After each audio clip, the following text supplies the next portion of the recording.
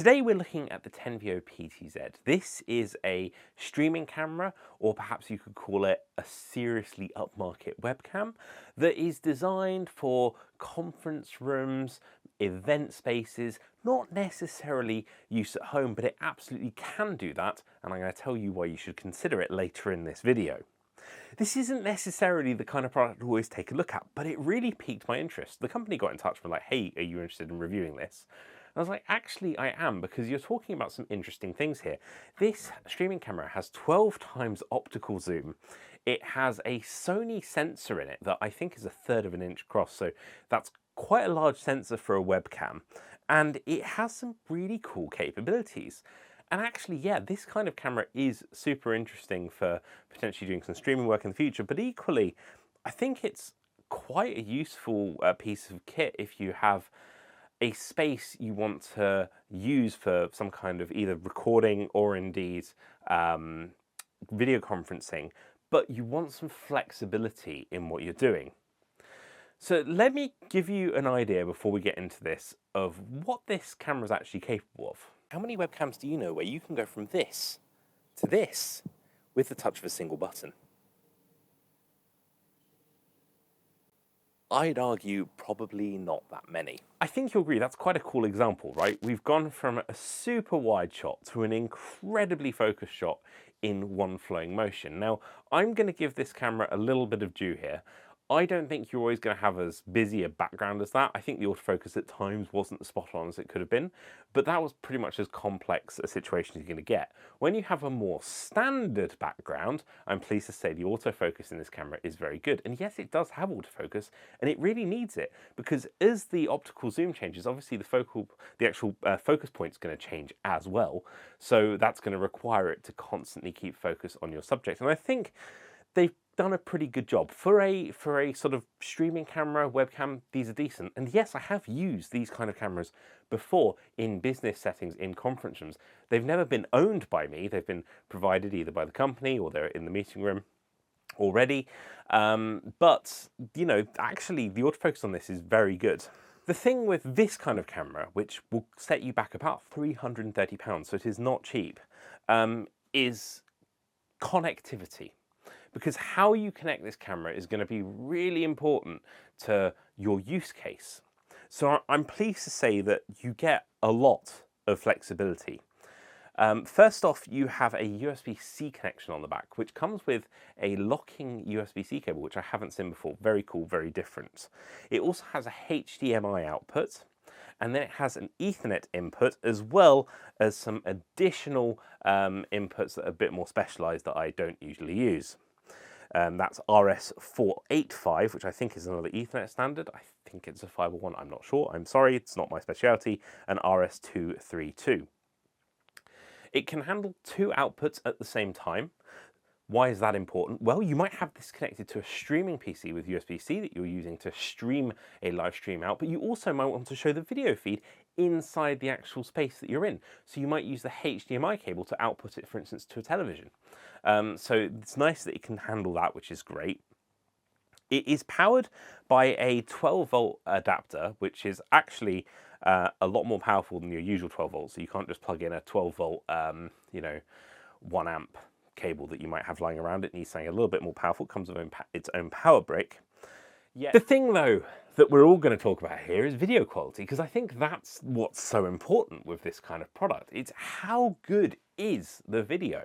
So I've connected up the Tenveo PTZ with a HDMI cable, nothing else, HDMI and power, into my Ninja 5 recorder. This is a clean feed directly from the camera, and will give you an idea of the image quality that you're going to get. First off, as I said, you can use the remote, as I showed earlier, to frame yourself as exactly as you want to. In this case, I'd say this is a pretty good framing. It's not that far off from what I'd use with my standard camera, and I think the image quality is pretty good. I think that Sony sensor does do a good job of giving you a good image. Something that I just find curious and interesting is that the Atomos has actually recognized this as some kind of a Sigma device. Sigma, the lens manufacturer, excellent manufacturer of camera equipment. So I don't know if they had something to do with this, potentially, I don't know. But interesting to see their name there. If anything, that reinforces my view of the brand, because you know, Sigma's a good brand, so if that's what Tenveo might be using as part of this, then that's fantastic in my view. So just an interesting tidbit there. Straight out of the box, I find the image is perhaps a tad bright. I've already changed a few settings, but I'm just going to take you through them by hitting the menu button on the remote here. You can open up exposure settings. Now, this is auto. This is what it thinks it should be set up as. And to be honest, it's not far off. I've hit the brightness button minus a bit on the remote control to bring it down a little, but I think this is a pretty good image. But you may want to take control and really set it up perfectly. For instance, you might have changing lighting conditions and you want to set up one perfect shot for later on in the day. You absolutely can do that by just selecting manual control, and then you can actually change the aperture, which is noted here as iris. And perhaps you want to say, actually, you get between f1.6 and f4. It will go to f32, but I find anything beyond f4 is black, so I'm assuming the main adjustment here is between f1.6 and f4. So I'll say, actually, you know what? f1.85 actually looks great, so I'm going to leave it at that. And perhaps you say, okay, I want 1/30th of a second, or I want 1/60th. In this case, I'm sticking with 1/60th.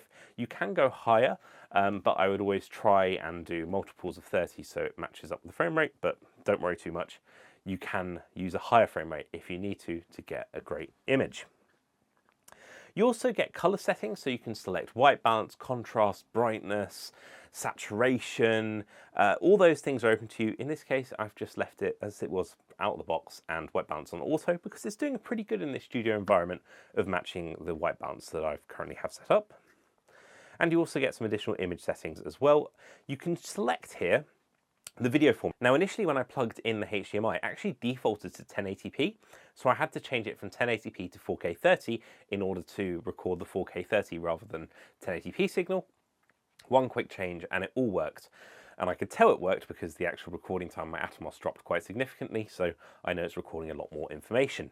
There are some other settings that you can set up here, but they're things that I haven't really got the knowledge about, so I'm hoping that if you buy this and you know what those are, you make use of them. But I can only review what I know. And in this case, I focused on the USB connection to my laptop. I've used this for about 3 weeks as my main webcam, and also the connection via HDMI. So full transparency there. So this is the use. This is how this would work. You do get pretty full movement with this camera, which is great. So in this case, I could move it all the way up, so we can stick it basically at the ceiling. And then if we also twist around, oh, I'm going to go the other way actually, because there is a sort of limitation there. And then we bring the camera back down. Oh, a bit more. Then you could see the camera setup I was using. It's a little bit dark here. Again, I have, as I mentioned before, turned it down quite significantly. But actually it's exposing the Ninja that I'm using to record myself in the other one quite well. I mean, as mentioned, you get a lot of movement. You can move things around as much as you want.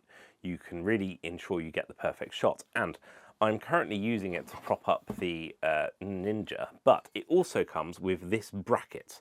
Now, this bracket is important because it will allow you to mount it on the ceiling or on a wall, and it has a little pin that can hold the actual Tenveo in place.